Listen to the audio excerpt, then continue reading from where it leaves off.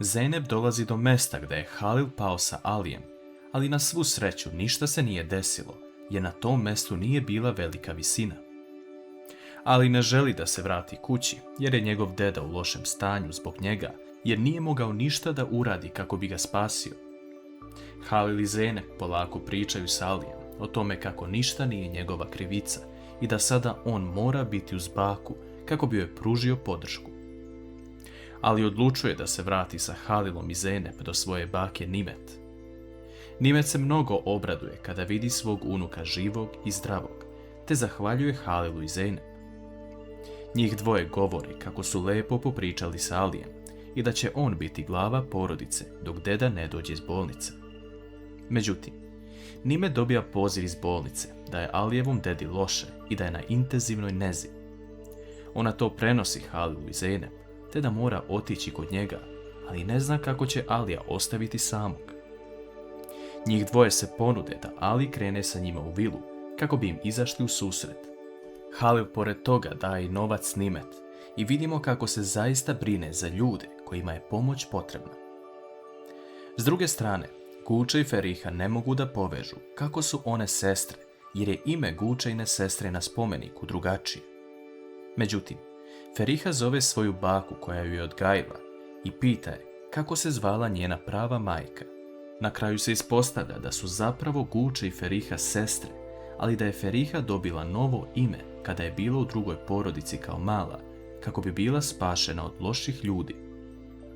Ferihi je drago što joj je Guča sestra i ne može da opiše tu sreću, ali joj je žao što je živjela lažni život sve do sada i želi da sazna više o tome.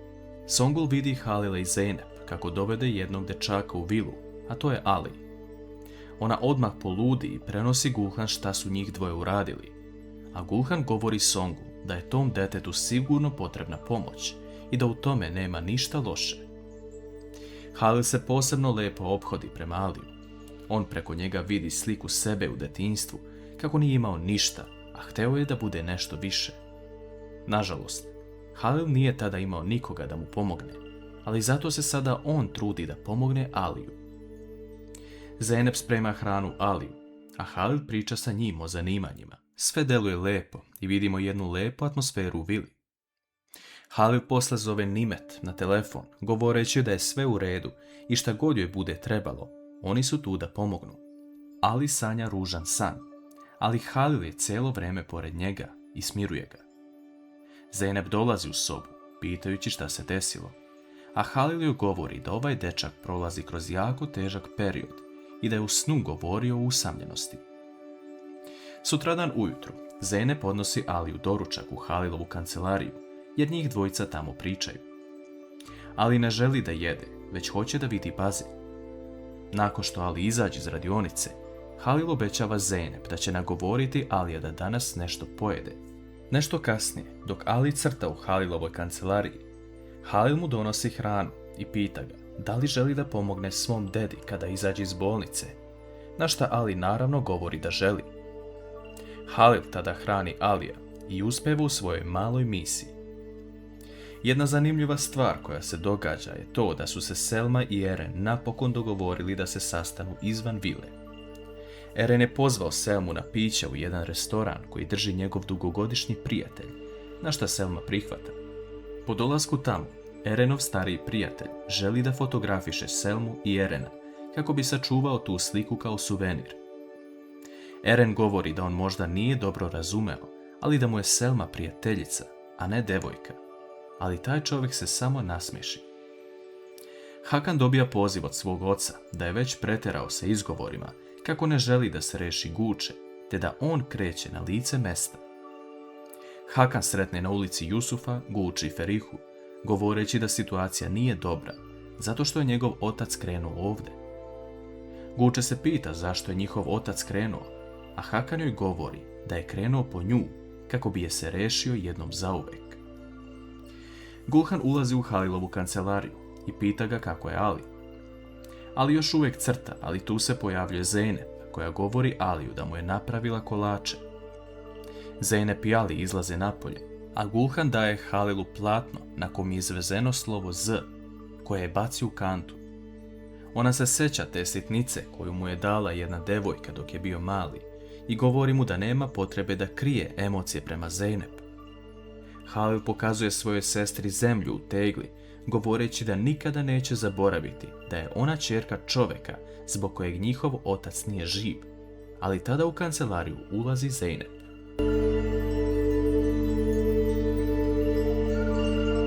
Zeynep ulazi sa Alijem u sobu i govori Halilu da Ali želi nešto da mu kaže. Ali prilazi Halilu govoreći da je njegov deda dobro i da će uskoro izaći iz bolnice. Ova vest obraduje sve prisutne, ali tada Zeynep i Ali izlaze. Gulhan vidi zemlju sa groblja u tegli koju je Halil doneo i govori mu da njen govor nije bio da se osveti porodici Aslanli, već da pazi na sebe zbog te devojke. Gulhan navodi to da je sutra Halilov rođendan, ali da im ne dozvoljava da slave zbog godišnjice gubitka njegovog oca. Halilu kreće suza jer ne želi da se prisjeća tog dana i da od tada nikada nije slavio rođendan. Gulhan kasnije odlazi na sprat kod Songul i pita je da li je ona rekla Halilu da donese tu zemlju i stavi u teglu. Songul se pozitivno iznenadi govoreći da joj je drago što je Halil to uradio jer nije zaboravio na osvetu.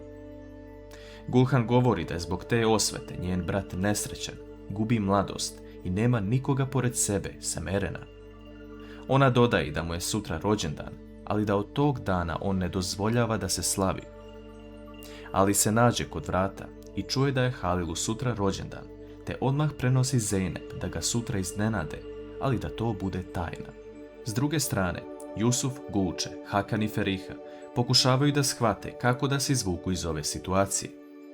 Jusuf provodi ceo dan sa Ferihom kako bi joj izvadili vizu za inostranstvo, jer Hakanov otac misli da ona ne postoji.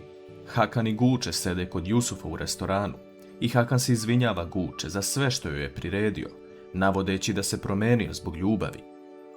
Gulče ne želi da oprosti Hakanu, ali on tada priznaje da ga je promenila ljubav prema Ferihi. Feriha i Jusuf ubrzo dolaze i nažalost nisu uspjeli da izvade vizu.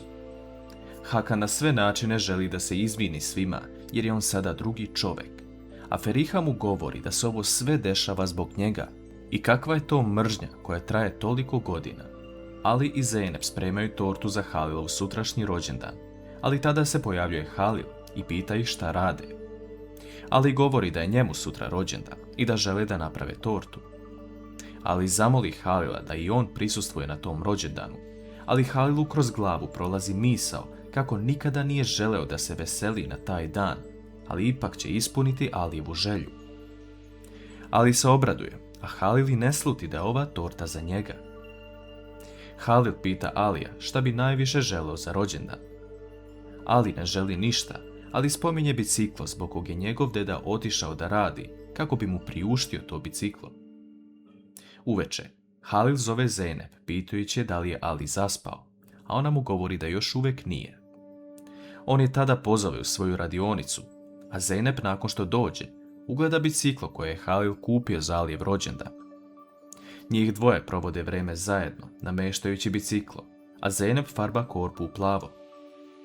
Halil ne može da ne pogleda Zeynepine oči i lice, iako se trudi da se osveti njenoj porodici.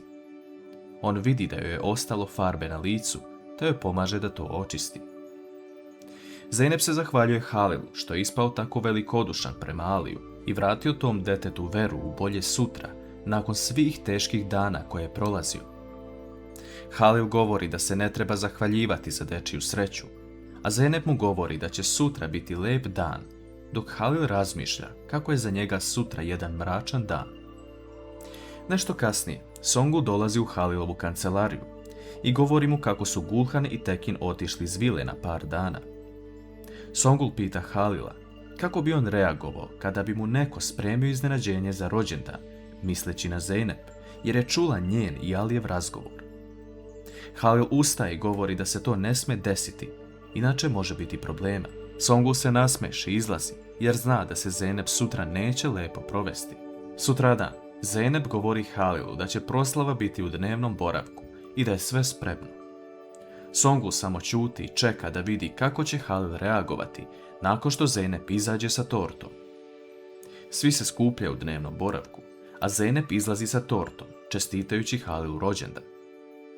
Halil poludi kada ovo vidi, uzima stolnjak i obara sve sa stola, pitajući kako se moglo usuditi da ovo uradi.